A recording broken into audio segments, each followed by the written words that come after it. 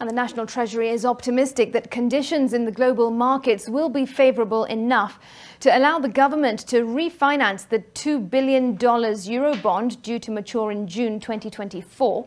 This is according to a document filed by Treasury Principal Secretary. Refinancing means the government will float yet another bond to use the proceeds to pay out investors holding the $2 billion bond due for maturity in June. In the financial year between July 2023 and June 2024, Kenya will pay 1.3 trillion shillings in debt service obligations, of which about 250 billion shillings will be attributable to the maturity of the 10-year Eurobond floated back in 2014.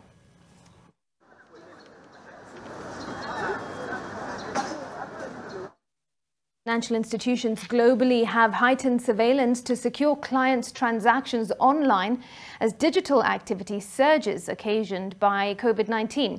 This is consequent to the rise in online fraud witnessed as businesses migrated online. NTV's Brian George is back from the Visa Security Summit in Dubai and now tells us what's new in risk mitigation.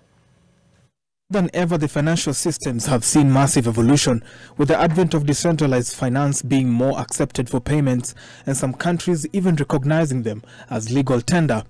These developments have seen global payment systems back to the drawing board to invent risk mitigation measures emanating from largely unregulated areas as cryptocurrencies. We've seen e-com payments accelerate across Africa.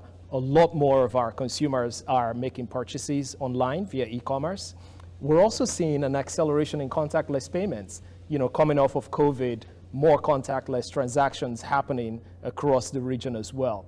And one of the other areas that we're seeing all kinds of alternative payments and digital currencies, whether it's cryptocurrencies, we're seeing open banking, we're seeing RTP networks as well. So for a lot of the risk leaders, making sure that they can protect their consumers, making sure that merchants that are making or accepting payments are also protected.